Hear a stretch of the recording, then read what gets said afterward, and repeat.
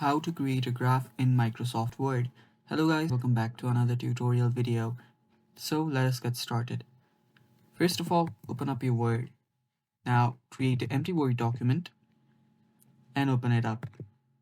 So after you open it up, just be ready to insert a graph here. To do that, you will see a lot of options on the top. First is Home, Insert, Layouts, and so many more options. Now we'll need to go to Insert. After you're on Insert, you should see something like Chart. Tap on Chart and open it up. Now here are all the different graphs which you are able to insert here, such as column line graphs, pie charts, bar graphs, and your scatter charts too, and so much more. So here for this video, we'll just do a simple column chart. Now let us just add a 3D clustered one.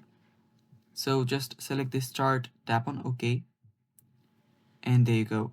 Now you can change the value of this charts from here, right?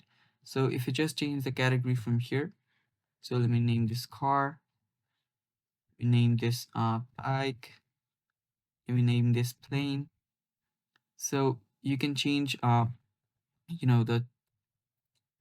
categories here, and after you do that, you can change the values from here too. So if you want to change this to 5, let me do that. As you can see right here, this will change. And if you want to change this one right here to something else, let me change it to 3.5. As you can see, this one changed right here. So that is how you can manipulate and change the values here. But this is basically how you can make a chart in your Microsoft Word document. So yeah, that is basically it, guys. Thanks for watching. Stay tuned for more, and bye bye. Take care.